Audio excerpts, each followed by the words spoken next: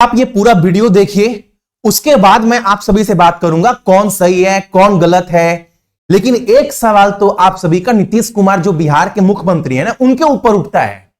और ये पता नहीं इतने दिन से राज कर रहे हैं। शुरुआत का इनका 10 साल तो सही था, उसके बाद ना ये चक्कर में फंस गए। वो चक्कर था आपका कुर्सी, और चक्कर में ऐसा फंसे कि इनका नाम पड़ गया कुर्सी कुमार।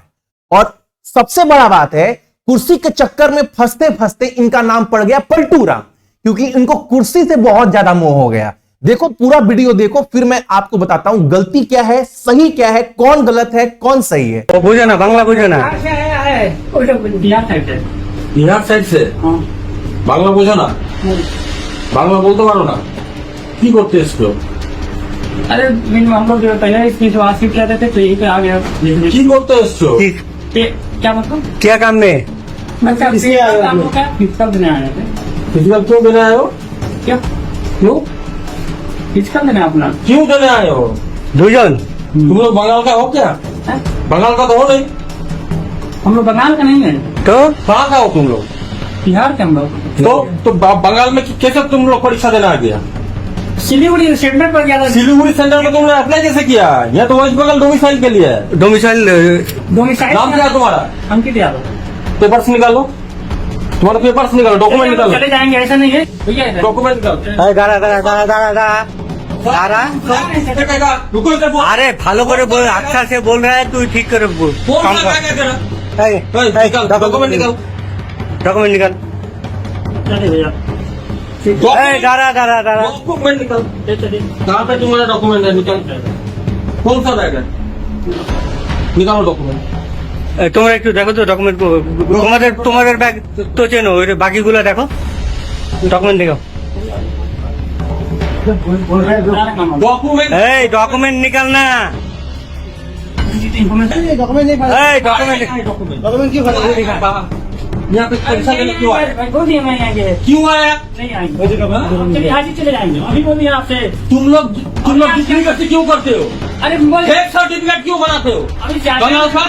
चाचा है मेरे को। चाचा চাচা, তোর চাচা বাবা, চাচা বাবা। फिर आज तुमसे नहीं आएंगे, बोल दिया ना। देख दानापुर अपने जगह। दानापुर থেকে তুই निकल जाएगा। वेस्ट बंगाल पूछ रहे खड़े हैं, बोलेगा तुम्हारा करियर नहीं खत्म करना है, तुम्हारा डॉक्यूमेंट पहले देखना है। পারবে না। দেখা দেখা দেখা तुम डॉक्यूमेंट पहले निकाल। जाएंगे ना, बोल दिया। ওই তুই ডকুমেন্ট দেখা না, তোর ডকুমেন্ট দেখাই দে কি আছে। बता रहे हैं, नहीं देंगे। हाँ? हम चल रहे हैं, मम्मा कसम पापा कसम बता रहे हैं, भैया कसम है। आपने वीडियो देखा, वीडियो में एक बच्चा बिहार का बंगाल में आया है एससीजीडी का फिजिकल देने, उसको डॉक्यूमेंट्स दिखाने के लिए बोला जा रहा है। अब यह भी हो सकता है कि वो बंदा जो है डॉक्यूमेंट्स फर्जी बनाया हो, या यह भी हो सकता है वो अपना डॉक्यूमेंट्स किसी को क्यों दिखाएगा। तुम कौन है, तुमको डॉक्यूमेंट्स क्यों दिखाएंगे। यह भी हो सकता है तुम आज मेरे रूम में घुस गया, डॉक्यूमेंट्स देख लिया और फाड़ दिया, तो फिर तो मेरा जीवन का सवाल है ना, तो डॉक्यूमेंट्स क्यों दिखाएगा। तो इतने वीडियो से किसी को जज नहीं कर सकते कौन सही है कौन गलत है। लेकिन एक सवाल उठता है नीतीश कुमार के ऊपर, जो बिहार को चला रहे हैं, और बिहार को चला नहीं रहे, उनको मेन प्यार हो गया कुर्सी से। बाबू आप बात को समझना।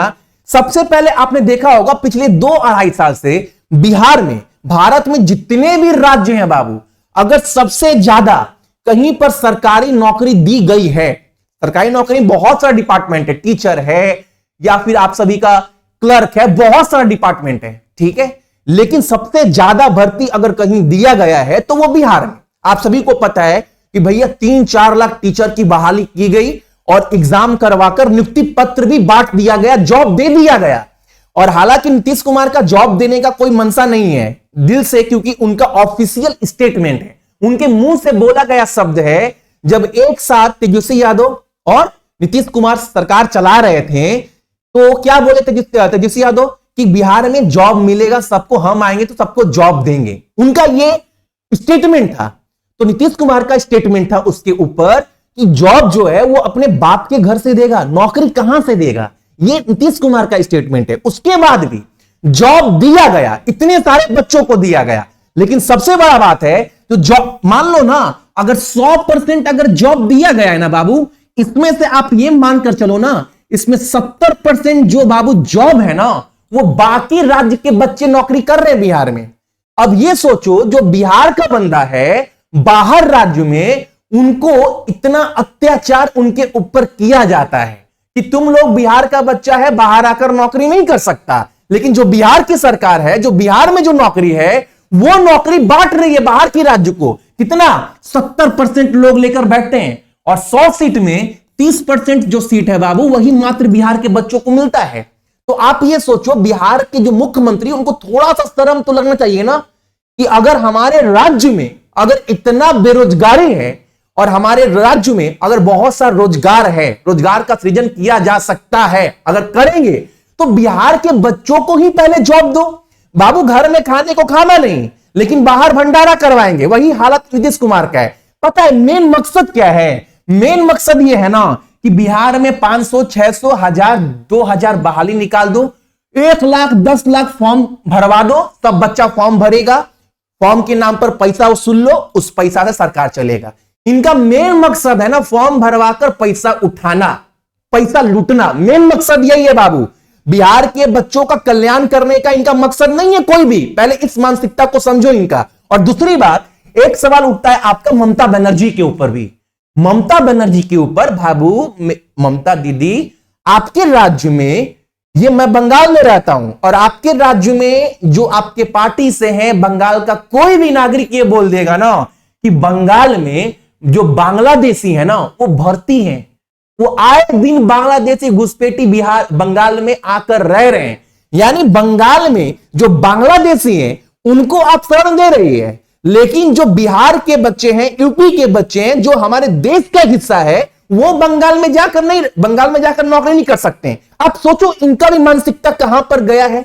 और तीसरी बात यह है बाबू, एक बात मानो, पता है बंगाल को डर क्या है? डर यह है ना कि बिहार का बच्चा अगर बंगाल में आएगा ना तो कंपटीशन हाई हो जाएगा। क्योंकि अगर बंगाल में वो माहौल आज तक बना ही नहीं पाया कि बंगाल के बच्चों को भी कंपटीशन लेवल की तैयारी भी उस मानसिकता से उस लेवल तक पहुंचाया जाए। पता है अगर बंगाल के बच्चे आपस में लड़ेंगे, कटअप कम जाएगा। जैसे ही बिहार यूपी के बच्चे एंटर किए बंगाल में, सब सीट खा जाएंगे, क्योंकि बहुत तेज है।